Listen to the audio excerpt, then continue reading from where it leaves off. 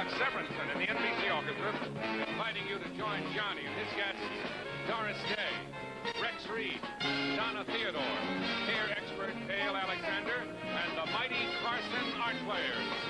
And now, ladies and gentlemen, here's Johnny.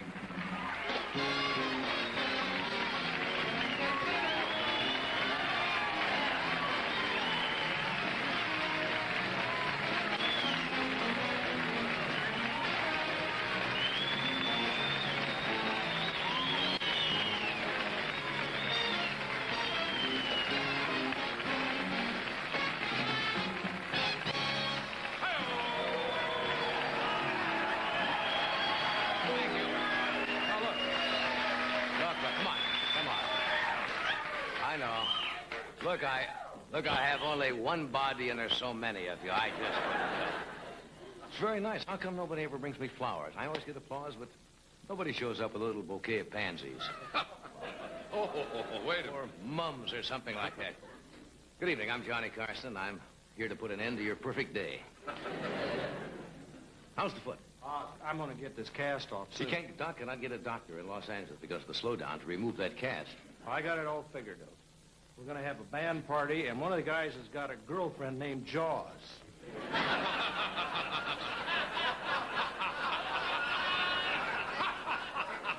I'm sure glad we're out at a family hour.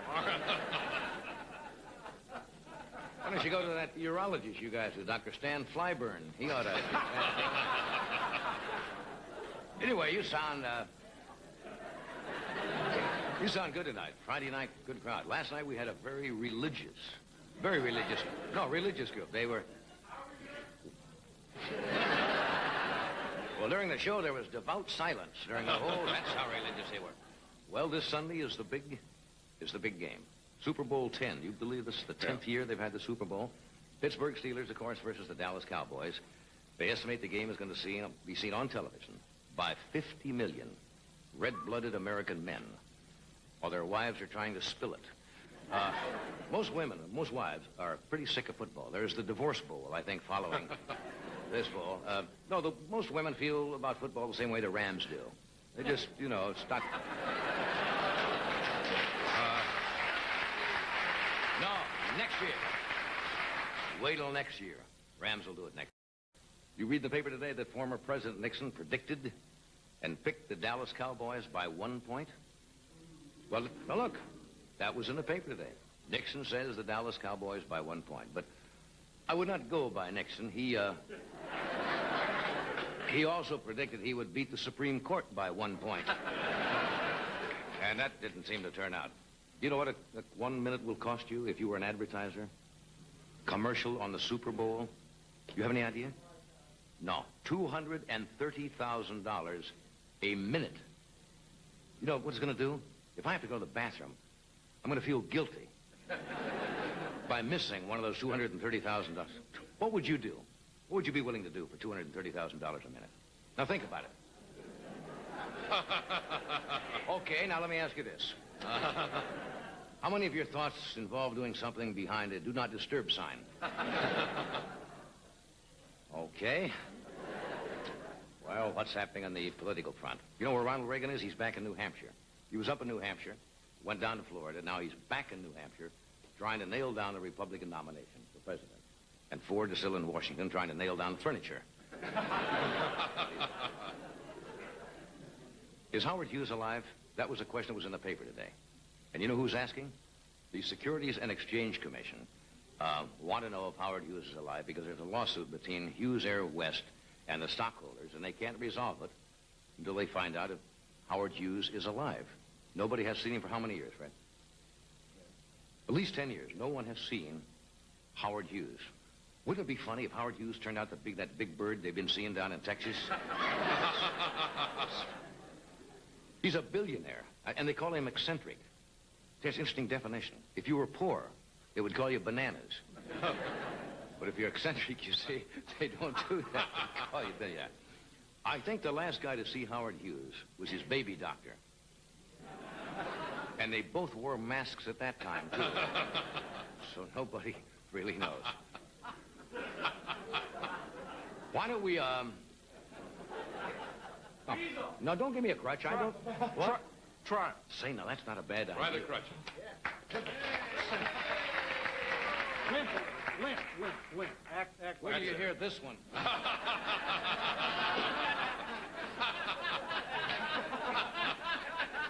Never thought I would go for sympathy. Old shrapnel wounds.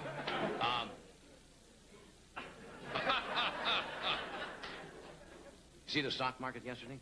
Yeah. 38 million shares changed hands on the stock market, which is a new all-time high, the biggest record in volume, and people are jumping back into the market. It's not that people have any more faith in the economy. It's just that the giant corporations have quit giving bribes to foreign countries, and they got a lot of money lying around. Limp.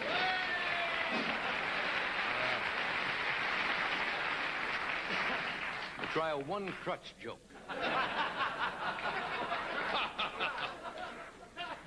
You see who got married?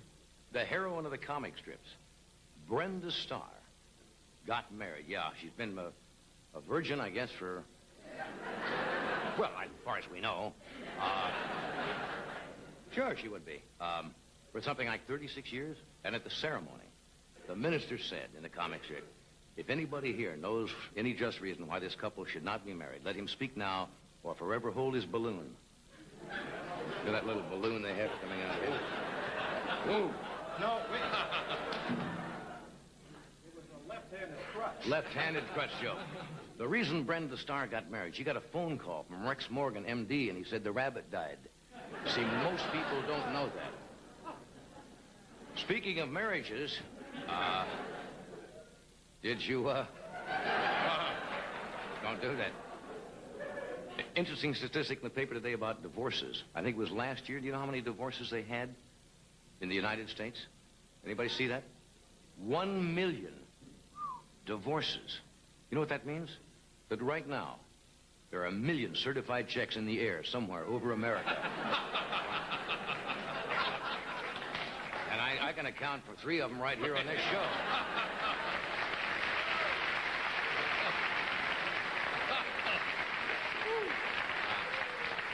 It's gotten so bad out here in Hollywood, they have a drive-in divorce court. They took over an old... No, they bought an old Jack in the Box. And, you drive in... You drive up, a voice comes out of the box and says, your settlement, please. And you say, I'll have the bed, the sofa, the chair, one of the kids, and hold the color TV. And you drive on, it's all over. Anyway, tonight on the show, we have Miss Doris Day, who is with us tonight. Hey, Sarah. Written an interesting book.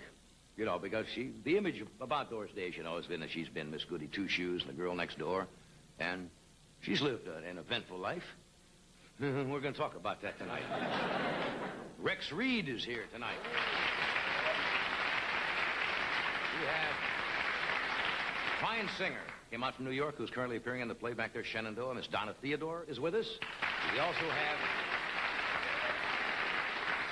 the mighty Carson art players.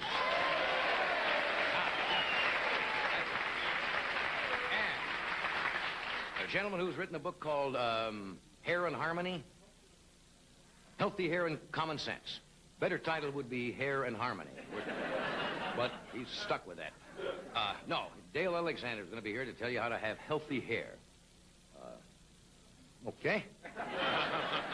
Well, you may want to know that someday. And am I leaving anything out? No, that's it. We thank you for coming. We hope you have fun, and we'll be back in just a couple of seconds.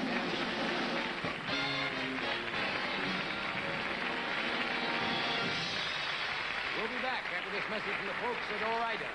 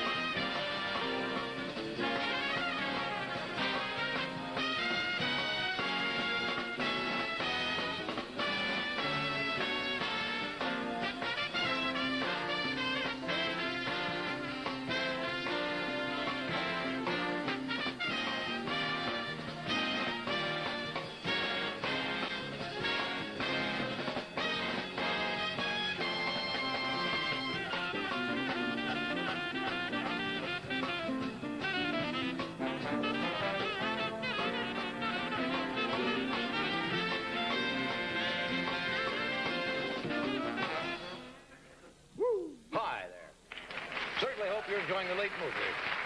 Oh, get you. Because I had something on my mind, and I forgot what. Did you ever do that? Sure. Often. I have something. Just was going to say something, and it drew an absolute blank. You are holding a piece of a magazine. Hmm? Does that have anything to do with it? No, that has nothing to do with it. No, that's something I want to talk to Doris Day about. Oh. Did you have dry skin? Doris Day's got... I read this in Time magazine this week about what she does for her dry skin. Sounds fascinating. What is it? Well, I'll read it before I bring Doris out. Suffering from dry skin, it's Time magazine.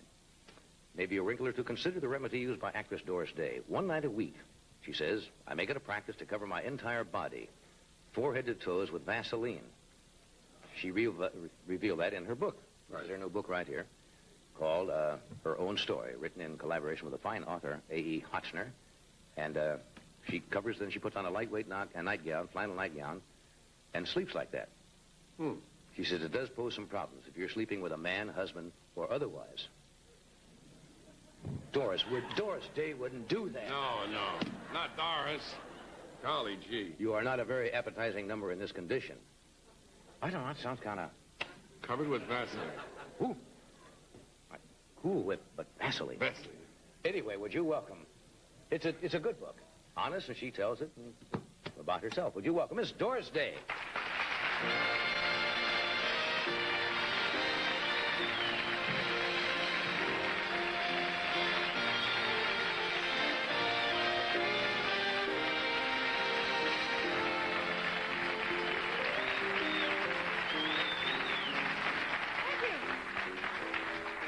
What were you saying Hello about me? there. What were you saying about me while I was dressing? I said I was reading. Bye, guys. I was reading, that little excerpt that Time magazine had about... You've got some tips in the back because you get letters from women all the time. As any stars doing motion pictures about clothing and makeup and dress and so forth. And you have in the back of the book some few little tips on The how Vaseline? Yeah, about covering your bod with Vaseline. Very and good. Jumping between the sheets. What does that You what wear does a that do flannel for you? nightgown. I know what it do for me, but... It's absolutely marvelous. Really? Yeah, it really is. It's very good, ladies. What, don't you move around a lot? You slide around, you slide out of bed, is what you do. Yeah. No, but it's very good for your skin. Well, I shouldn't ask you that. It's nice to be here, John. Thank you. Can two people do that? I mean, is that better? Wouldn't that be better for Two both people, persons' skin? If you're married, you should both put it on. But you came out now. This is interesting. You've been known as a very private individual most of your life. You haven't given a lot of interviews, and there have been all kinds of stories in magazines about you. Now, all of a sudden, you come out in a book and say, hey, I'm going to tell you all about me. How come all of a sudden? Oh, you really want to know? Sure. Well, Jacqueline Suzanne, who was my very good friend, when she got to know me, she said, I think that, with all that's happened to you, you're very good-humored and cheerful and happy, and I can't understand how you could be that way. And the more we talked about it, she said, you really should put it down in a book. And I think it could be a good influence. Right. And that is the only reason, really. One other thing may be that I was always, the image has been so boring. The virgin and the goody two-shoes and all the nonsense, which is, it's not human. And I wanted to straighten the record. And, Oscar Levant's remark has been quoted over and over again, and The probably Virgin. until you're almost sick of it, but it was a funny remark. He was a funny man. And he said, I knew Doris Day before she was a virgin. Yeah. I mean, that's funny. It's funny. It's funny. But, in my films, I don't know how that happened, where it came from, because I was married in most of my films, had children in most of my films, and if you can be a virgin and do that... That's remarkable. I mean, remarkable. how do you work that out? Do you think it's maybe because of the sexual farce type of comedy, you played where it was kind of played coy, maybe that kind of... I suppose. Everything was left to the imagination. They were a little bit sexy. The comedies with Rock Hudson and Jimmy Garner. That was very... when that Pillow Talk, for example, was made, and you had the scene with the feet in bathtubs, and the feet were up against footsies, that was very daring, wasn't it? It was then. Now it's boring. Oh, yeah. I guess. I don't know. Have you seen some of the things that they put out nowadays? Not many. Really? No, I really haven't. I don't dig it. Well, are you intrigued by it just to see it so you'll know what it's about? I go only because... Oh, is that a cop? No, no. Oh, I love it. Research, part of I it's don't research. care about it, but I just want to feel- see what's going on. No, see, I see... I What would you feel... say? No, what I said was, I feel that I have to sit here and talk to somebody about those kind of pictures. If I haven't seen one, I really can't express an opinion. So You have I to go use to it in see your those. work. I have to use it in... I have to go see some of those pictures. And I could not believe some of them. Really? I went back to see it again. And I still... No, I agree with you. I agree with you. I think most of them, and what I'm talking about are what they call hardcore versus softcore pornography. Mm-hmm. That most of the hardcore pornography are dull and they're boring. Yes. That's true. They really are. Now, on the other hand, if you have a beautiful film which is called softcore and it's beautifully done with attractive people, and it is not just obvious, it can be a well-done film. And Name one that I should see. I thought Emmanuel was kind of a pretty picture. Really? Yeah, I'll I see it. didn't think it was. I thought it was a rather interesting picture. I'm not plugging the picture. I don't even know And who is made it, it, where it came from. is it porno? No, I wouldn't say that was a pornographic film. No? It has an X rating because people make love. But Well, do by you that like rating, to watch that? What? People No, people making love. Do you really like to watch other people making love? No, I didn't say.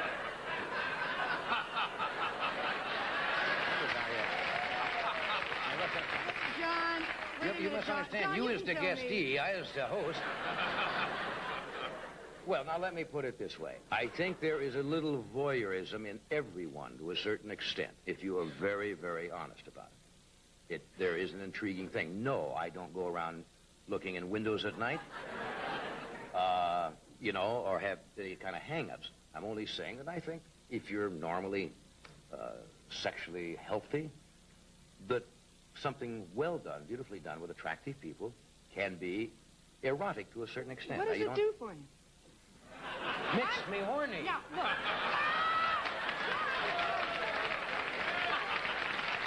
John, Now, you know that word. say that. Now, let me check that in the back that here. word is not in my book. You don't use that word horny in your book at all? I don't think so. You know what it means. Yes, I do. It's not a dirty word.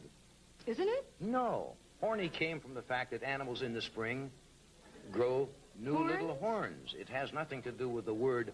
That's right. Well, I'm That's glad where it you came from. straightened that out. That's right. Yeah. Means that they are ready to engage in the rites of spring. To sow, to plant the field, to till the furrow. Yeah. Someday there'll be a church here, and we're going to raise our children. Yeah. Anyway, we have to take a break, and we'll We come do? back, and we'll get back on some other subject. Oh, no. Yes, we will. I've got you tonight. I'm You did it, certainly hope yeah, so. I know what you've been saying. What have I been That saying? I'm a swinger and a quiet swinger and all No, those I things. didn't say I've you were a heard. quiet swinger. Ah, yes, you did. I did a joke about the que sera. Sera probably meant all these years that your pad or mine. That's all I said.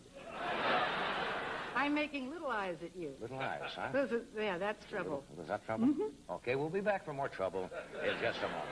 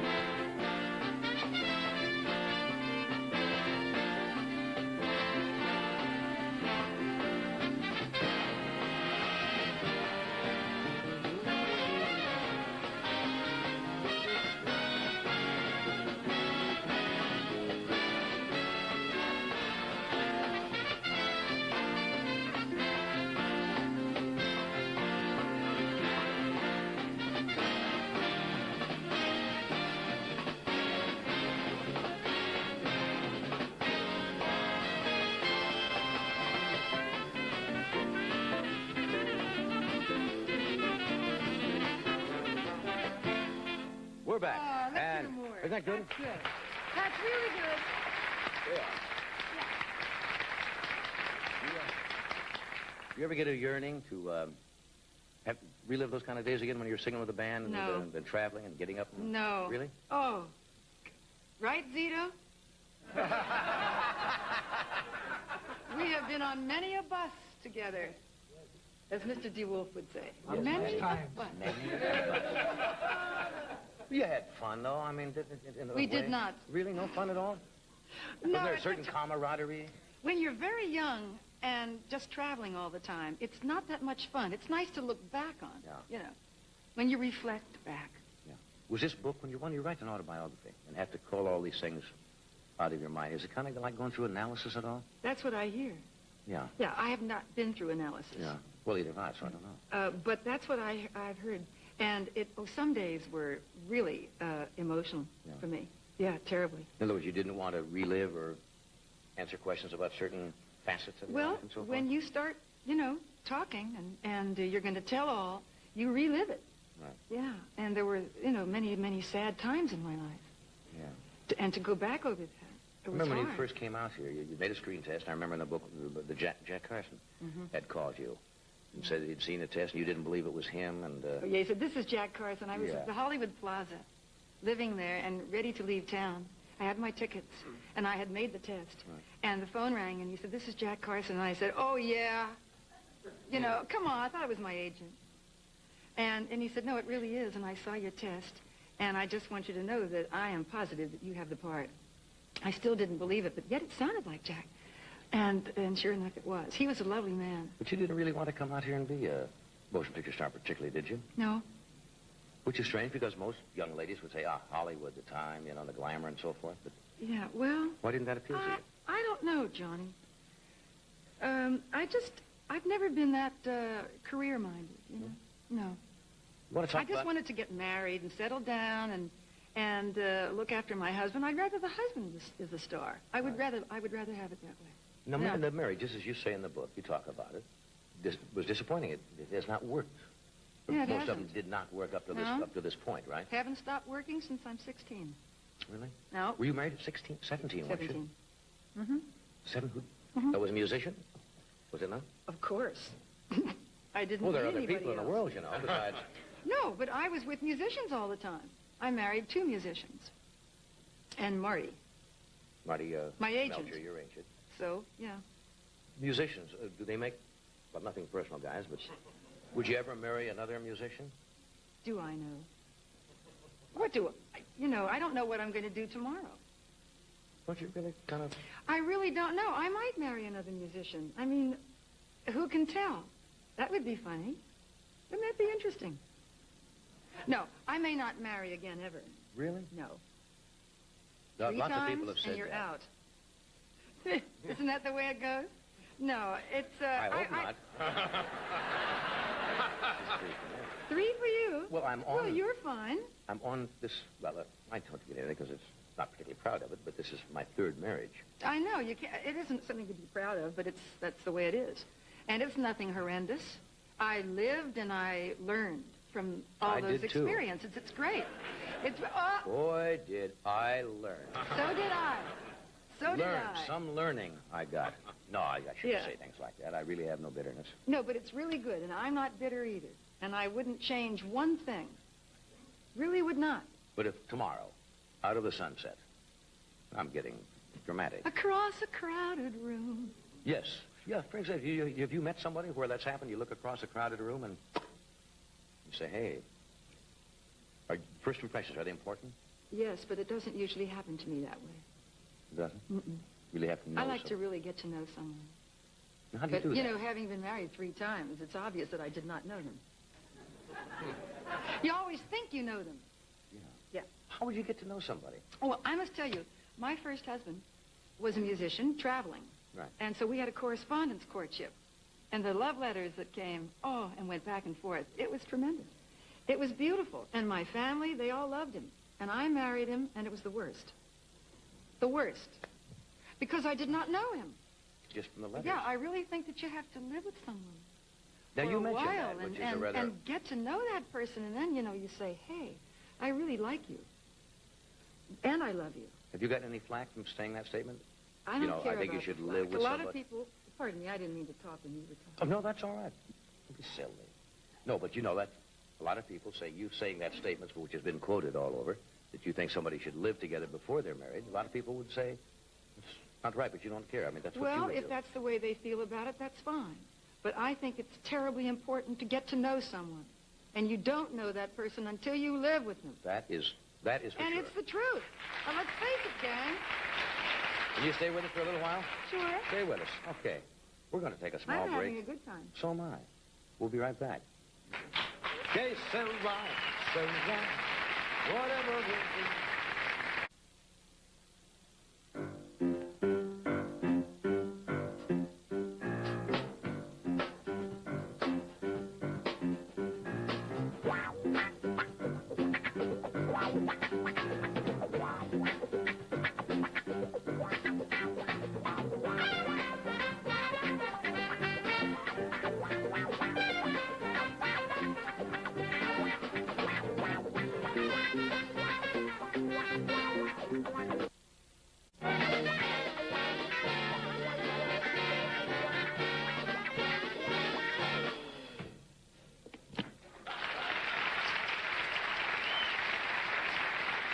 See, I, on the other hand, had the fantasy of traveling and being able to play like Louis Bellson. You're a frustrated drummer. Yeah, and go out and You will travel. never play like Louis Bellson. I know that. That's what I said. It's a it's a fantasy, or Eddie Shaughnessy, or Buddy Rich, or anything. I think that would be fun, and you say it's no fun at all. What, traveling with the band? Yeah. Now it would be fun. Aha. Yeah, Maybe somebody now came it would to you be fun. I tomorrow. was too dumb then to know what I was doing. There's bands that are still traveling and going out on dates now. If they came to you and said, hey, Doris, you want to hit the road? No, You wouldn't go? no. Really I wouldn't? like to hit the road, but, at my own convenience. Yeah. And when I want to hit the road, I Where- love to travel. Where do you go? By yourself? Just get up and That's rather head out for personal. something? What? That's rather personal. Well, so's the book rather personal. I didn't talk I'm about sounding what like I Leonard do. Spivak on Meet the Press. You can ask me any personal questions you want to. I don't care. My life is completely open. Had I known that, You can ask me anything. I would have thought about it. You say. No, I like to drive across country and drive wherever I go. I really love it. Stop when I feel like stopping. It's neat. But isn't that a problem with being well known that people bug you and come up, or Sure. you put on a little hat or something and hide out? Yeah. Put sunglasses on, a little hat. Yeah. There you go. I like Carmel. Yeah. That's Oh, right. I love Carmel. Somebody else likes that's Carmel. A beautiful lot of place. people like Carmel. If you had it to do all over again, you said you wouldn't change anything, or you would? No, I wouldn't want to do it all over again. But I wouldn't change anything in my life. No, it's been great. The experiences have taught me so much, John, Yeah. as yours have. Oh, yes. And I think that I've learned a great deal, and I'm a very happy lady now. Are you? Oh, yeah. I have a good time. Love my life. And I don't care about working. Right. I don't need it. I just don't, I don't feel frustrated about it. Don't you get the urge sometimes to be in front of an audience and I am. sing? Well, I'm right here. No, but I'm as a performer and maybe sing a little bit. No. I mean, there's no way you'd ever come on this show. And see? I mean, Thank you. That's very sweet. because you're a That's super nice. singer. There's nothing I could do to persuade you or say to you that would even make you consider coming on the show some night and doing a song. Well, if I'm in shape, you see. You're in shape. I'll do Well, it. you're in shape. I'm in shape. You're in shape, Doris. Well, you're Yeah, in I'm in shape. shape. You vocalize around the house? I don't sing that much around the house, and I don't play piano. If I could play piano, I would sing all the time because I love to sing. But to have to call a pianist to come in, make the appointment, and then warble, for a couple of hours every day, I don't do that. And so consequently, I get a little bit rusty. So that when I did my special, Right. I had a pianist, and I worked for about a month, and then I was in shape, and I felt great. We'll send a piano player to your house over, every couple of days for about a month if you'll come back and sing. Now, how's that? Okay. Did you hear that, Fred? Willing to hang around over there as much as you want him to. Okay. He'll hang around. Ross, what time you get up in the morning, Ross? About 7:30 tonight would be perfect. Ross is a little pushy. I don't think he's our man. Ross is too anxious for the job. You got to play hard to get, Ross. Hey, I thank you What? for coming tonight. I hold up the book. There it is right there. It's put out by Morrow Company. Doris Morrow? Day, her own story, in collaboration with A.E. Hotchner, right? do you know his work at all? I- Did you read Papa Hemingway? Yes. He's He's a fine- really he's a fine a writer. superb writer. I hope And, it's... is it doing well? Yes, it really is. You inscribed it for me, and I won't. Well, I won't. I won't read it because What's it's it rather... say? It's rather personal. Rather Let me see, I'll personal. read it. No, it's rather personal. Say, a friend of mine is coming out next, I think. Rex coming out? Rex Reed is with us tonight? Yeah. You want to stay while Rex is here? I will stay while Rex is here. He's We're gonna a do- very, we're gonna very do- dear friend of mine. We're going to do the Mighty Carson Art Players, the interview with some questions of the day. Is it good? I mean, you know, is it worth What staying was that for? question again? Of course it's worth staying for. There's a chuckle a minute. Okay. You promise. You stay, and then we'll do this first. We'll see if it's worth staying up for. Okay. Now, see, now you got me thinking. Well, I'm going to set it up, Fred. I'm working into it right now. I have to take my own timing and have certain segues. Time for the setup, now. We don't fool around. We have a question of the day about who people would like to see as the next president of the United States, and we have a mobile unit standing by. And I have to leave with the mobile unit, but we'll be back in just 4 or 5 minutes, okay? Okay. And we will talk to some average citizens on the street. Is that a big enough setup? That's a setup. That will be right after this commercial. That was the setup you just heard. Then we do the interview.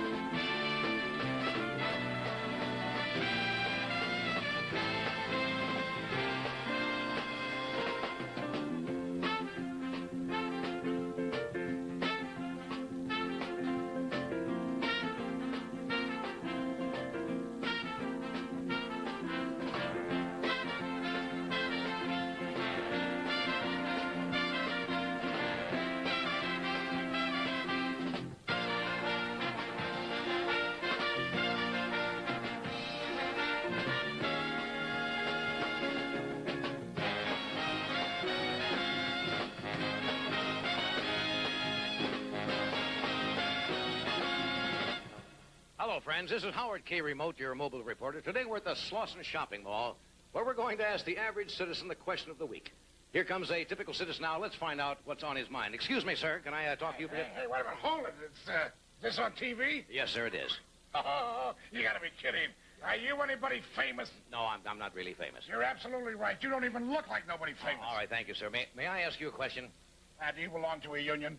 Yes, I do. Okay, then you can ask a question. You see, I don't like to rap with those management things. Well, that's understandable. Could I have your name, please? Sure, it's Clotta. Joe Clotta. Mr. Clotta. No, just call me Joe. Everybody calls me Joe, except my wife. She calls me Mr. Clotta. I see. You're married, then? Yes, I'm guilty. Uh-huh. Any children? Any children? Are you kidding? I don't even touch her coffee. Joe, what? Joe, what do you do? Well, in the morning I punch in the evening I punch out. A time card? No, just any jerk that gets out of line. I see. Would you like a little rap in the No, mouth? no, thanks, Joe. I just had one. Now, Joe, do you have any hobbies? Yeah, as a matter of fact, on Tuesday night I go bowling. I bowl in a pretty rough league. Oh, how so? Well, the bowling balls don't have any holes. That's a league. Now, we'd like your opinion, Joe. You know, this is a presidential election year. Oh, yes, I heard about that. They mentioned it on Bowling for Dollars. Yes, you can keep up with the news, sir. Now, let me ask you the question of the day. What kind of a man would you like to see in the White House? That's the question. Well, I'd say first off, the guy's got to have a high school education. Or at least he's got to be one of those guys that got straight A's in shop. That's important. Now, could you tell us the kind of a man that you would like to see be president? Well, I'll tell you what I see. I see a cross between Abe Lincoln, Harry Truman, and Ike Eisenhower. Well, that sounds wonderful. Who would you suggest? Well, right now, I think the guy that comes closest to that is Joe Namath. But you're going to have a rough time getting him out. See, he's signed to the Jets. And I know he's not going to jump the league unless maybe Uncle Sam could give the Jets a first-round draft to him. I don't think that's likely. Do you like Gerald Ford? Gerald Ford, yes. Well, as a matter of fact, remote, I heard that President Ford's going to be coming through here in about an hour. That's why I got on the old hot hat. Oh, to show him that the hard hat workers support him, huh? No, Dumbo. I thought maybe he might be driving the car. Oh, thank you, Mr. Clotta. It's nice to get your opinion. Let's meet another citizen here on the street. Perhaps, excuse me, Excuse me, ma'am. Hey, you can change the detergent, you can take the Clorox, you can even squeeze my Charmin, but don't you touch my cushy. Look, I'm not... Madam, I'm not interested in your cushy. This is not a commercial. I'm conducting a survey. Thank goodness strange men are always accosting me with 3 spoons. Everywhere I go, men wearing makeup and microphones in their hands want me to sample their coffee. It's no picnic getting propositioned by Durwood Kirby. It's 11 o'clock in the morning. I've already had 47 cups of coffee. Well, I can understand that. No, you see, ma'am, I'm Howard K. Remote. I'm trying to get the average person's opinion. You look like a typical housewife. Are those curlers in your hair? No, I just came from an all-night date with a $6 million man. Well, I don't mind. Would you mind telling us your name? Candace Bergen. Not that one. Oh, I see. Are you married, single, or living with someone? All 3. I'm married. I might as well be single, and I'm living with his mother. I see. Now, Mrs. Bergen, I'd like to ask you the question of the week. I know the question of the week. What's for dinner? What's for dinner? No, I'm nothing like that. I mean, I'd like to ask you about politics. Who's got time for politics? I'm too busy fighting inflation, protesting busing. My husband is out of work. Well, you can change things, Mrs. Bergen. You can change those things by exercising your vote. When I was single, I had time to vote. Now I don't even have time to shave my legs. Oh, that's a shame. You must lead a busy life. Oh, it's very exciting. A thrill a minute. Yes, the highlight of my day is watching the polyester hit the spin cycle. Oh, that's too bad. Well, look, I won't keep you. Just let me ask you the question of the week. What kind of a man would you like to see in the White House? Robert Redford. Robert Redford as president? Why not? I'd rather he put me to sleep than Gerald Ford. You have a point there. Thank you, Mrs. Bergen. I gotta go. Go shave your legs. Well, certainly interesting here at the Slauson Shopping Mall. Let's see if we can talk to another average citizen and get his opinions about what's going on in this great country of ours. Excuse me, sir. Sir. Sir, excuse me. No, sir. No, sir. No. I don't... I think you misunderstood, sir. I'm not the fuzz. I'm a reporter. Howard K. Remote from your local TV station. Oh, wow. Howard K. Remote, that's who I am. Hi, Howard. Yeah, I'm your media freak. Right. Yeah. I would like to ask you a few questions. Would you mind giving me your name? What's wrong? Don't you like your own? Well, that's... That was a little joke. Yeah, that's rather amusing. Now, what is your name, sir, really? We must have it for the television. My name is Othello. Othello. Yeah. My friends call me the Big O. Big O. Okay, Big. Where, Steady there. Where are you from? Where are you from, sir? I'm from town. You mean? You're from Los Angeles, right? Oh, wow. Is that where we are? Yeah, this is the city of the angels, Los Angeles. It's a nice town. I'm glad you like it. Now, what do you do for a living, Big O? I'm a paper boy. That's interesting. What paper is that? Zigzag. I never...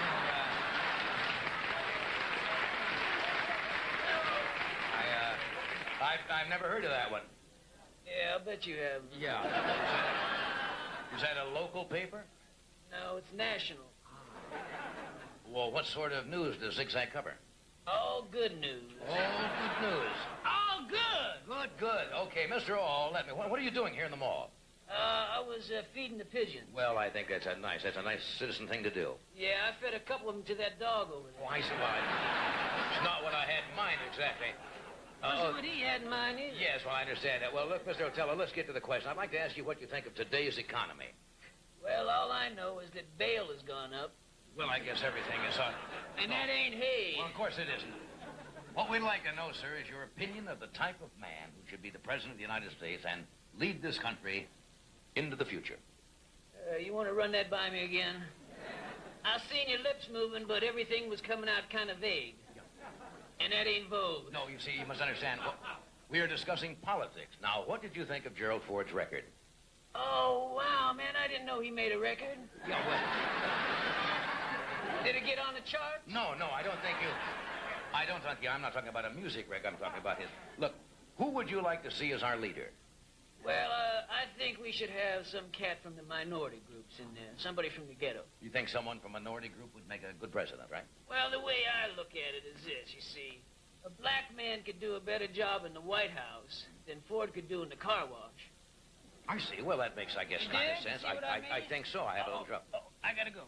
Wait a minute. What's the matter? What's the matter? Don't you hear that siren? I don't hear anything. Well, that's your hang-up. Thank you, Big O, for spending this time. Don't forget, friends, to tune in next week. Tune in. Next week, friends, when our question of the week will, an all-out nuclear war, take the crease out of your Hager slacks. And now back to our newsroom. Until next week, and let's keep America strong. Until then.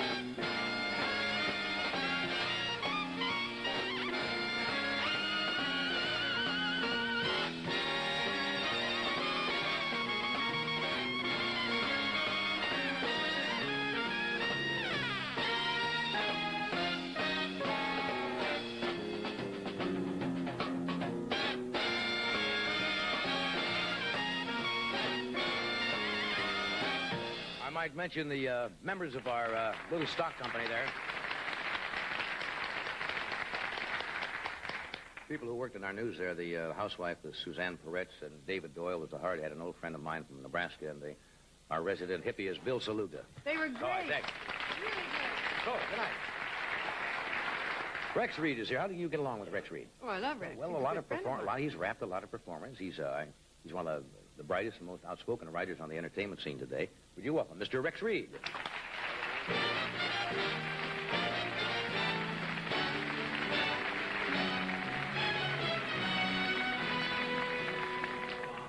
Bum bum ba-dum. How are you? She kisses, too. She kisses. Yeah, she does. All of those things. She's absolutely real. That's right. Didn't you know I that think all people along? for years thought Doris Day didn't go to the bathroom. I mean, she's real. She's a... This is a really dirty show tonight. I tell you. I tell you something. I read the book. And I think the one thing that people keep forgetting to mention is the fact that this is a book that really has something to say to people out there who are not stars and who are not famous and who may never be famous. I mean, it has something to teach to people because everybody feels, I'm sure, from time to time. I sound like I'm doing a review of the book. I don't mean to. I really was very moved by it. You called and told me that. I did. So it's all true. I felt very touched by this book because I felt that all of us had similar things happen to us in our lives. We've all felt victimized at one time or another by a tax collector, by a lawsuit, by a bad marriage, by an unruly family situation, by a cop, by, something has happened to everybody.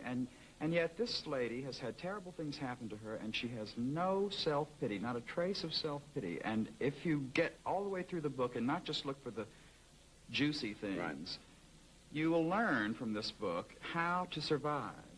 And I think that's the only thing that's important in life is how to survive. How to survive. That's it. That's it. That's what you were writing about. Right. Do you know what? May I say something? Because I've talked a lot, and it's your turn. But Hotchner, at a press conference in New York, said that. He called me a survivor. And I think that is what it's, to sum it up, it's exactly that.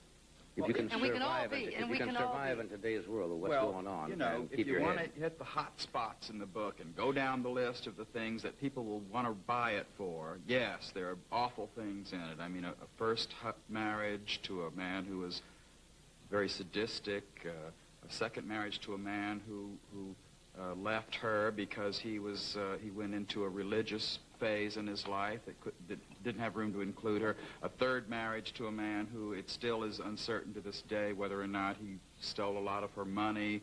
An unhappy childhood, an early realization that there were ugly things in the world when she discovered that her own father was having an affair with another woman and her mother didn't know it, and a lot of things that could have been very traumatic. But that's not really the reason why this book is important, I don't think. I think the reason it's important is because it has something to say to every person who feels like there's a possibility he or she might become one of the suicide statistics. I mean, we could all become part of the statistics at one time or another. There's never a life, I don't think, in which it doesn't occur to somebody that I just can't go on. I Yeah. can't. Does that ever happen to you, where you get to a point of depression? Just about Anxiety? every 10 minutes. everyone. During a regular day. Oh, Rex, no. You know what you have to have? A round bottom. I mean it. No, don't laugh. I have to explain that. You know the little dolls that have round bottoms, and you knock them down, and they bounce back again? You I know just what you can't keep them down, right? Okay. That's So what you you need have a to round have, bottom. a round bottom. And I've got one. Well, I It's a good tell you, a analogy. lot of people have paid thousands and thousands of dollars to go into analysis to find out how they can function every day and how they can get up every morning and how they can go to bed at night and not want to kill themselves because they're so unhappy and because somebody has victimized them in some way. And if ever there was a victim of other people, it's Doris. And yet, there is a unique ability there to bounce back. People have punched her, and she's fallen down, and she's gotten right back up again. She's like a cat. Throw her off the top of a fridge, and she'll land on her feet. That's a good analogy. It's a very interesting book. I tell you, I really recommend it for that reason. The only thing that I don't like about it is the fact that... You have to say that. The only thing... not about the book, but about your life. And that is that you have never... And if there are any serious, pretentious critics watching who say, well, there goes Rex Reed's career, the hell with it, I don't care, because I really mean this. I don't think you have ever realized how important your talent has been. I don't think you have... You have never really enjoyed these films that I grew up loving and still love, and I want to tell you right now, every time I've set the alarm for 4 a.m. to watch April in Paris and You Romance would not on the do High that. Seas. I certainly You would not. have. Ah! These are such fun movies, and at a time when there is so little to cheer about in life. These are... Oh, excuse me. No, I'm sorry. Want to get me a cab? Go right on with the show, Oh, John. No, I'm teasing. John. Go right on with the show. You're a big It's fan, and all I right. think that's nice of you to say things like You know, that I'm when not you a meet fan them. of many people, really, and I'm not embarrassed to say that. I'm a great fan of hers. I really am. I'm glad to be on the same show because I wanted to tell her that, and it's embarrassing never to told tell me you that. that. Well, I guess That's right. really nice. You know, we have so little fun in our lives, and those movies were fun. Yeah. They really were, and there's nothing wrong with that. There's nothing to be ashamed of, and you shouldn't be ashamed either of having had the career you've had because you brought a lot of joy to a lot of people. Well, that's the most important thing, but I really do feel that, I'd like to do them all over again. I'd like to remake them. Really, what would you change? In what way? Oh, the script. Oh, my dear. That's quite a big Oh, change. They weren't the always scripts, they were strong. trite. But I guess maybe, it's fantasy world, and maybe course. people need that. I think we really need it now.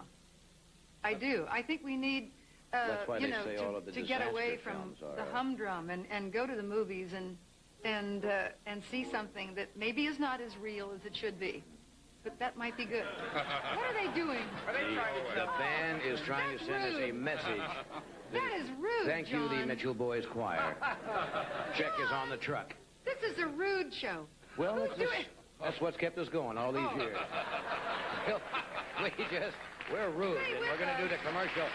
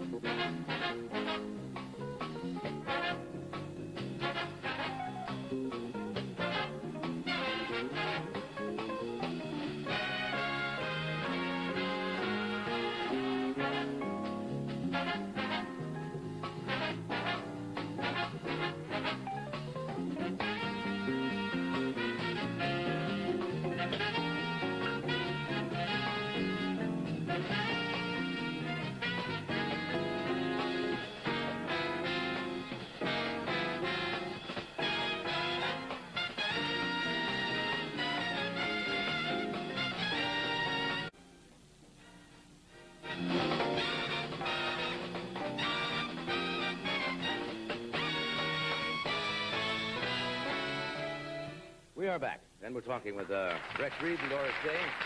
Theodore and Dale Alexander will be with us. You have been out of... And Ed? And Ed, of course. Well, sure. Well, Ed is always. Always. You have been traveling for a Yes, few since months. I did the show last, I've been completely around the world. I went to India, Afghanistan, Iran, Hong Kong. I went to Japan. I went to Thailand. And I can tell you one thing, that I've never been so happy to be back as I am to get home after a trip like that, because you never realize how terrific your own backyard is till you People see say what's that going every on in time this we world. go out. And it was a great trip. I mean, I saw wonderful things. I saw beautiful things, but I really also saw more than you could possibly learn from reading a book about what's going on in this world today. All you have to do is to realize how well off you are is go to India. I never saw anything in my life like this country. There is so much, and I know Doris is very involved with the animal situation, but there is so much cruelty to animals in India that you don't even notice it because of the cruelty to children. I stood on the balcony of the Taj Mahal, and I with all the emeralds and all of the rubies in the wall, and how beautiful it was, and all of the bougainvillea vines and all of the blossoms, and everything was absolutely fabulous. Looked right down and watched a group of vultures fighting over the corpse of a dead child in the Ganges. This is what's going on there. 700 million people in a country that is the size of, maybe less than half the size of the United States. And 99% of the population is illiterate, has no way to make a living. There are people there who, I went through villages where there were thousands of snakes in baskets. The people have been bitten so many times by cobras that they are now not only addicted, not only immune, but addicted, just like heroin. They have to have the snake bites almost every day. If you are bitten by one of these people, you can die within 60 seconds because their blood is so toxic. And there is no way to deal with this country. You can't change their religion because they are the religion. The people are the religion. You read every day in the newspapers here about Indira Gandhi, and she's the new Adolf Hitler. The only way this country can ever survive is through the changes that she's trying to make. I began to see a whole new side of life. You know, they're terrible things. They're talking about sterilizing part of the population so that they can control the birth rate and the population explosion. This sounds terrible to us in America. It is the only way this country can survive. These people have no way to live. Half of the population dies before the age of 3, so they keep having children hoping that somebody will live. There's nothing to eat, no money to pay for anything to eat. The disease and the famine is so terrible that the children, you see little children, 4 or 5 years old, walking around with 10 tons of camel dung on their heads because this is what they sell for fuel. This is the only heat they have. They live in caves. Well, since you've been out of the country, you probably read it in Time or Newsweek. They had a whole article on the Fourth World. And the Fourth World was that impoverished, along with India, of Bangladesh and many South American countries, which for all practical purposes, and it sounds cruel, but Paul Ehrlich and many other sociologists said those countries, for all intents and purposes, are lost. And you hate to say that, but you cannot keep up. You can't keep sending food, because the more food you send, strangely enough, more people survive to have more children. Yes. And geometrically, progression-wise, sooner or later, it's an absolute hopeless situation. And you sit and you wonder, what can you do, and you don't know. We've sent literally millions and millions of dollars to India, and not one penny of this money has ever found its way to the people. Now, I don't know who's stealing it or who's ripping it off, but the people have never seen a penny of this money. I tell you, I saw people living in burning, the people who are rich are burned on the riverbanks. They burn the corpses. I saw literally thousands of people burning corpses on the riverbank, and these are the people who can pay to have this done. The other people are just thrown into sewers and ditches, and the vultures come. And sometimes you'll be driving along, and the clouds, you'll think that suddenly it's going to rain because it gets very dark, and you look up, and it's vultures, clouds of vultures, and they're just circling, looking for people to eat. I mean, I never saw anything like it. Incredible place. I went. How long were you there?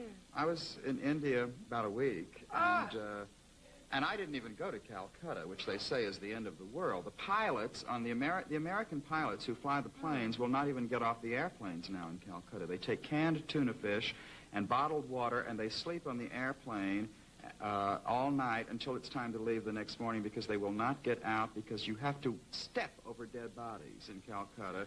And the walls and the pavement of every street are covered with defecation, both camel defecation, elephants roaming wild through the mud. Cattle. Cattle. Well, the cattle are more important than the women. I mean, the women are truly the lowest form of life in India. The women are like wheelbarrows. They carry all the burdens. They carry the sugar cane. They carry... they have no lives. And the men beg, you see. The women do the work and the men beg. And the children, I saw children. I left a jewelry shop where I bought this ring, which is a lapis lazuli ring, which I guess here would cost about $900 maybe. I bought it for $80. They'll take anything. You've got $1, give it to me. I mean, they're so desperate for money. Walked out of the shop where I bought this and felt so guilty as an American, leaving the shop, and right in front of the shop stood a child with its hand out, and its leg had been broken by its mother so it could beg. They blind their children, they break their arms, they break their legs, they cut their feet off so that they can beg. So, folks, say what you will about Gerald Ford, say what you will about Congress, this is the best country in the world, and believe me, I know it.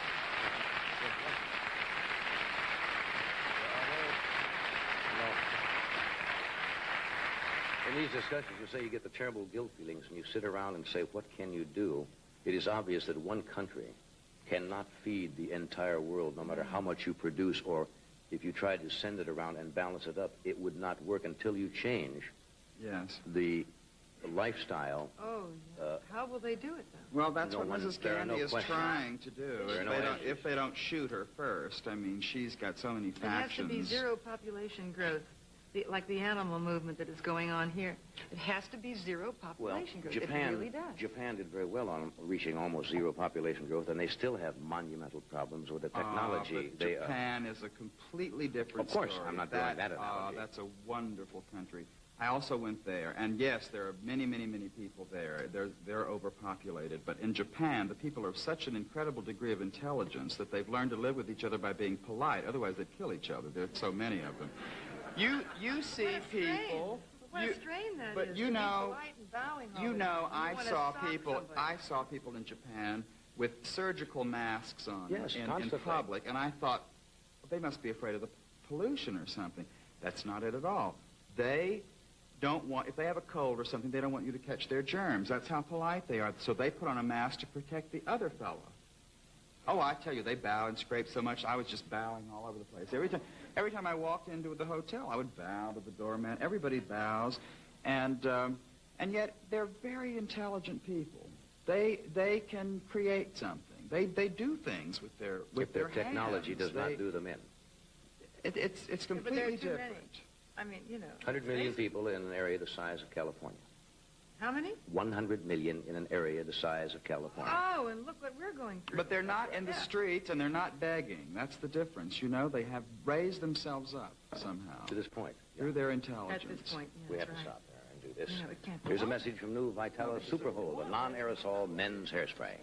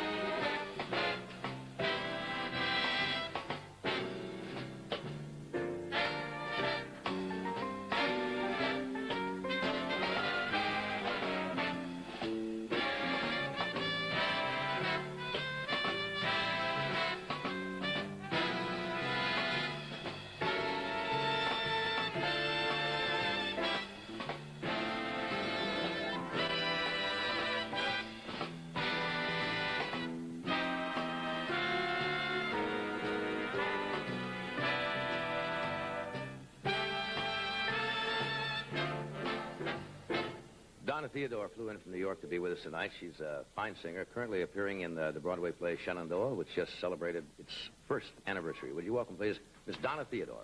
Donna?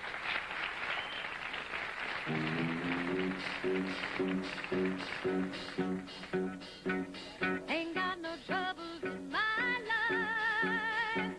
No foolish dreams make me cry. I'm never frightened or worried. I know I'll always get by.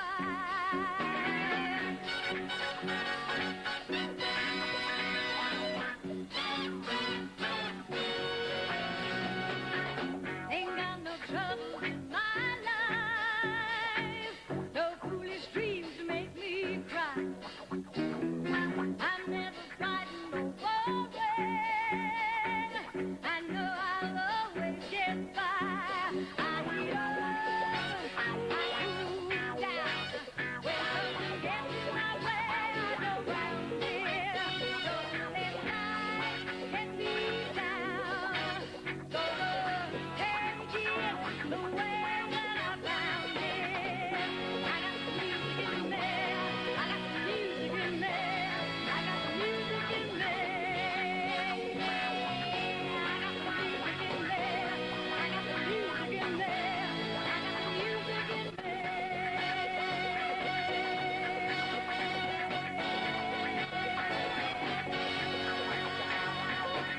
They say that life is forever, but that ain't the way that I found it. Gonna move in a straight line, keeping my feet firmly on the ground. I heat up, I cool down. I got words in my head, so I say them. Don't let life get me down. Take a hold of my blues and baby. I got the music in there. I got the music in there. I got the music in there. I got the music in there. I got the music in there. I got the music in there. Feel funky, feel good. Gonna tell ya, I'm in the neighborhood. Gonna fly like a bird on the wing. Hold up your hat, honey. Sing, sing, sing, sing. Cool down. I got words in my head, so I say them. Don't let life get me down. Take a hold of my blues and baby. I got the music in there. I got the music in there. I got the music in there. I got the music in there. I got the music in there. I got the music in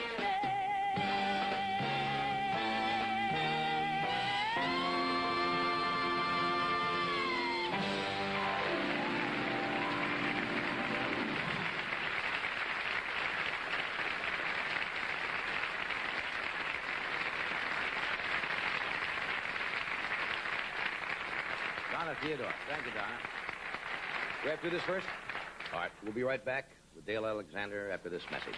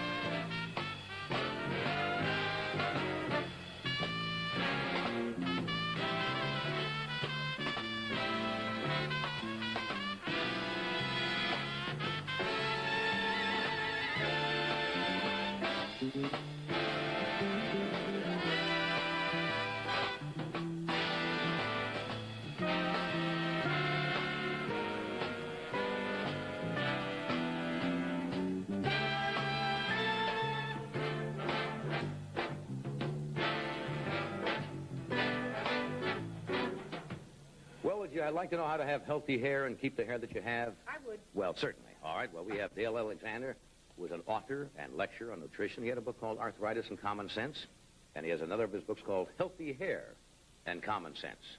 And we should have a lot of each. I think all of us. Of course he's here. I'm introducing him. My hair is healthy. We all have very healthy. We have healthy hair. Well, a lot of people don't have healthy hair. We're all doing good. Now, well, let's bring Dale Alexander out can here. he tell us? Well, he'll tell us something. We'll find out.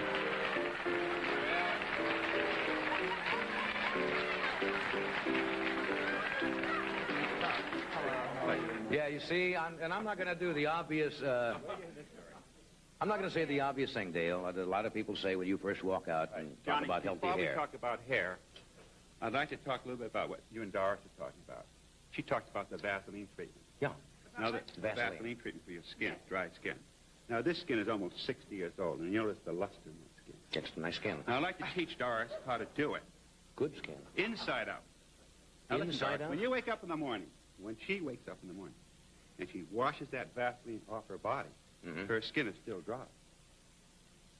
But I could show her how to do it inside out so that the moisture comes into the skin and stays there. That'll not take 6 months. What you're doing is a 24-hour sensation. I'd like to show you how permanent moisture in your skin sometime. Okay. Now let's get... Well, what do you think, Johnny? Oh, no, I don't think we have time for it. We're ready for I it. think that we should explain how a person with two types of hair. There are two types. This is the new, strong, thick hair that will never fall out. I've learned how to keep it for the rest of my life. Is that true? That's true. And How this about the part in the center is the second crop coming through sprouting. Now, the pancake put on my head has covered the 8,000 new hairs that are now sprouting. Maybe there's up to 10,000. But you know the heart rate of losing your hair. Yeah. No, I know I don't. Don't you know about the heart rate of losing your hair? As people go through life losing their hair, if they are victims of that heart rate, they don't know how to control it. And the fact is that they've never learned, as you said earlier in the program, hair has to have harmony. And I have found that magic harmony. What I've done is I've married, in a blender, a virgin wheat germ oil and a fertile egg. The fertile egg can be recognized by a little white spot on the yolk. That's when the hen and the rooster get together and has a little spot of the wing. Yes, I know how that works. You do know.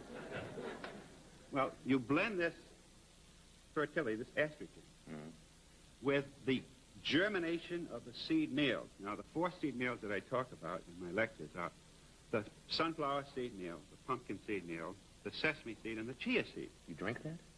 You blend them first, or if you have a mill, you can grind up your own powder. And these 4 seed meals, pumpkin, chia, sunflower, and pumpkin, chia, sesame, and whatever. Or any of the above. Right. Now, this creates new, you know, you hear so much about the What do hair. you do with that, Dale? You put it in a blender. Well, the blender grows hair or what? No, I mean, no. you must... No. You don't just leave it there, do you? You put in a cup of milk. Cup of milk. And then you put in your fertile egg and the wheat germ oil, the Right. virgin wheat germ oil, and you Okay. start the motor up. Then we you got put it in in your blended or ground up seed meals. Right. And then you put in some fruit to blend it. If you want a banana or pear cocktail or a papaya cocktail, then you blend it and you drink it. Now, you drink it. The cycle of hair is 159 days long. This was discovered by a very famous professor at Brown University. It's 159 days long. What do you mean the cycle of hair? Hair goes through a cycle, a resting phase and a growing phase. You can't grow new hair. Yes, can you can. The question is if the scalp is tight. If the scalp is tight, forget it. Well, I've heard if the hair follicles are dead. Right. They're dead. But you can regerminate new hair germ, which is the doctor from Brown University speaking in his book. You can grow new hair germ, but you can only grow it where there's a supple scalp. But it takes 159 days to start the cycle. Now, do you have a lawn in front of your house? A lawn? Yes. Well, I have one in back. Do you know how to Is that close seed enough? grass? Do Do you know how to make grass grow? Yes. Flowers grow from the same germination. You have to make a germinating factory in your bloodstream. And the germinating factory is the marriage of the estrogen in the fertile egg and the virgin wheat germ oil plus the seed meal. And 159 days later, if your hair is weak, it suddenly starts getting strong. But it has to be a supple scalp to make this work. Well, does everybody have a supple scalp? No, most people have lost their hair. The scalp is like a mass. And you cannot grow grass on a tight soil, and you can't grow hair on a tight scalp. It has to be done with great creativity. Well, how do you loosen up your scalp? Well, you have to go through a vigorous You want to take a look at it, Cliff? Yes, it's, yeah. That all new. That's all brand new It's crop. the spring crop. Yeah. That's But in other words, your hair follicles were not dead. They were dying. Well, they weren't What I dead. had was, from my parents, and what most people have with their hair problem, is a genetic weakness. I've learned how to correct the genetic weakness, and how long it takes, and how to make the germinating factory get to work again. Has this been proved? I mean, it actually does work. Oh, yes. Now, for example, Tony Curtis's daughter, Alessandra, when I was brought to Tony Curtis's house with this problem, that this child wouldn't grow hair. At the age Why of not? 9 months, Christine Kaufman, at that time Tony was married to Christine Kaufman, I didn't hair know wouldn't that. grow. There was no germination, no happy enzymes, no happy hormones. You have to have harmony hormones. Now, women today are taking the pill, and they're upsetting this balance in their hair because now you're playing around with unnatural hormones. You mean you could lose your hair by taking the pill? Oh, yes, that's one of the side effects if you go on too long. I didn't know that. Yeah. You couldn't help Yul Brenner a little? Or... Yul Brenner and Kojak are it's just too late. The scalp is much too tight. Too and I tight. think Kojak would rather be his way. Right. But you cannot think of healthy hair until you have a supple scalp, and you cannot, even with a supple scalp, do anything until you start taking this new... Now, this is really new? This is brand new. Were you absolutely... I was down to here, and Yeah. I've worked it up about 1.25 inches, and what I got will never come out. I mean, you don't have to ever lose your hair. If you just learn how to regerminate the Well, scalp. what about the fact that some people say it is genetic? If That's you have what I'm two trying to bald tell you. parents, it's very If you- possible that you're not going to have any hair when you If get your older. mother and father didn't eat these certain kinds of limited numbers of food, and you're born with a genetic pattern, Right. and you eat nothing but junk foods in the first 10 or 15 years of your life, your hair just simply starts falling out because there's no genetic factor going on. Women don't really get bald, do they? They have the estrogen, Well, certainly women get bald. and the men start losing their estrogen. And I'm trying to say, if you marry the estrogen to the germinating seeds, well, you have to go to a health food store to get the right kind of seeds, the sunflower. And by drinking this, you... I should stay out of this. No, it's all right. Wait. Oh, It's not my turn. I'm done. No, that's all righty. Rex, did you I see think much that women hair problems in expect to India? get bald. What a terrible shock it must be to Frank Sinatra to know that he had to go through all that torture when he could have achieved the same what- thing with something in a glass. And listen, the Hollywood people, yes, the Hollywood people, what they do now is after they lose their hair, they take the hair germ from the back of the head and really transplant the hair germ. I say you can make it in the front if you know how to take action on... So you're saying the nutrition and diet has more to do with healthy hair than anything else? Exactly. It's just, you have to go through 3 or 4 cycles. What cycle is your hair in It's now? about the 10th cycle now. Yeah. But it's amazing that it can be why, done. Why do you rarely see bald Japanese, for example? Because they eat all natural food. Now, dogs shed. Cats shed. And they shed only because Why they do lack... you look at me when Well, you say most dogs don't have a blender or own a blender. No, they borrow one. We'll be right back. Dog.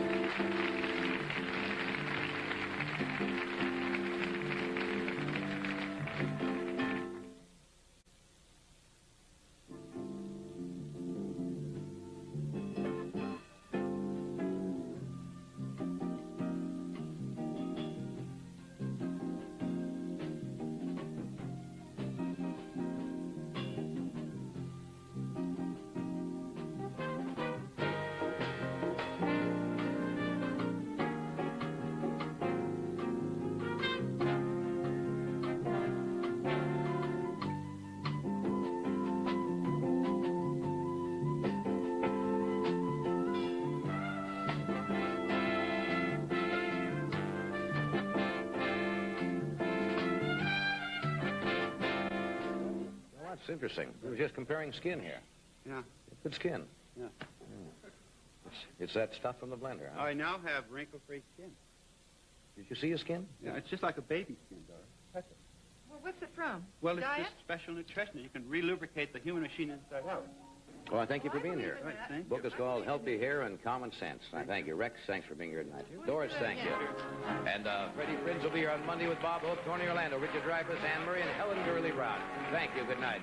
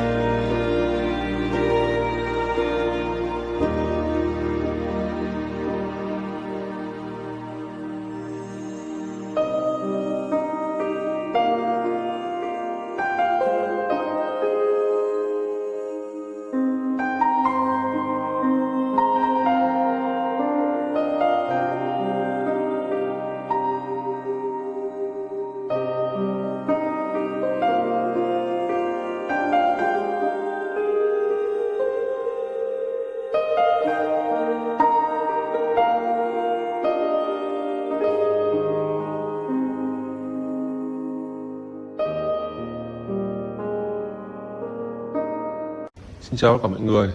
Và hôm nay bên em lại về một chiếc xe thần thánh, một chiếc xe mà đã trở nên thương hiệu đối với người dân Việt Nam chúng ta, đó chính là chiếc Toyota Vios. Chiếc xe hôm nay em giới thiệu là một chiếc xe Vios E số tự động sản xuất 2019. Vios E nha mọi người nhé, không phải Vios AG đâu. Xe còn rất là mới. Và em sẽ quay tổng thể chiếc xe cho mọi người cùng xem. 2019 không đi được nhiều vì là cũng dính vào Covid. Đấy. Xe thì màu vàng cát chuẩn của màu Vios rồi. Vios là màu vàng cát là màu đẹp nhất. Tổng thể chiếc xe rất là đẹp nha. Tay nắm cửa mạ chrome nha. Xi nhan tích hợp trên gương, lốp la răng thì rất là đẹp và mới. Chắc là chưa phải thay, còn đi được rất là lâu. Đèn hậu rất là đẹp và sáng. Chiếc xe rất là đẹp.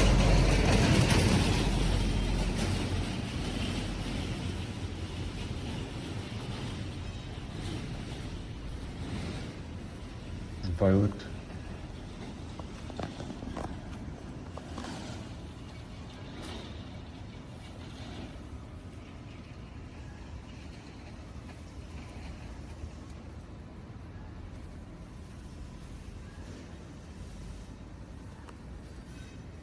Nói chung là cũng chả có gì để bán. Con này giá nó rẻ hơn giá thị trường bởi vì con này nó cũng bị va quẹt rồi các bạn nhé. Va quẹt và cũng đã phải gò hàn rồi. Đèn trước rất là sáng. Em sẽ quay nội thất bên trong. Đây, hàng ghế trước đã được bọc và vô lăng cần số cũng rất là mới. DVD thì hợp kem nồi đầy đủ. Đấy, nói chung da ghế như này thì sẽ rất là bền, không bị bẩn da ghế và không bị nhăn nheo đâu, gần như nguyên bản đấy. Đấy, em sẽ cho xem hàng ghế sau. Đây, hàng ghế sau cũng rất là mới nhé. Nội thất kem đặc trưng của Toyota rồi, Vios rồi. Đấy.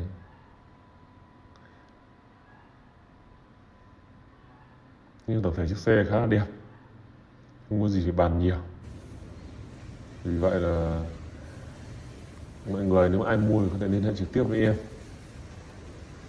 Vios E. Con này thì nó bị lỗi rồi ở phần đầu, bị gò hàn rồi, vậy giá nó rất là ưu đãi thôi, 320 triệu.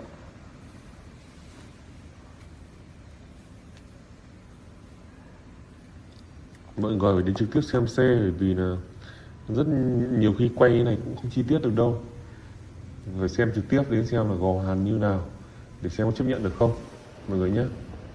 Nếu mọi người chấp nhận được thì mới chốt, còn đâu thì không. Em ở bên em không nhận cọc trước, cứ đến trực tiếp xem xe và nếu thấy hợp lý thì mua, và cũng không cần phải vội vàng. Nếu mà xe bán rồi thì em cũng ghi phần bình luận là đã bán. Đó.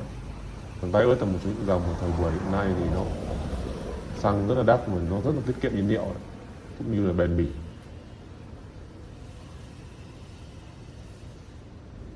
Vios Toyota thần thánh.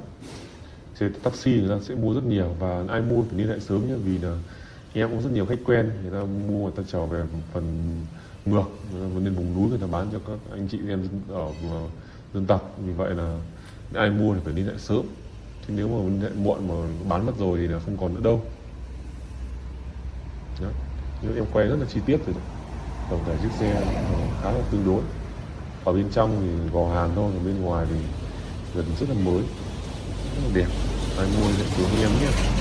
Xin chào mọi người.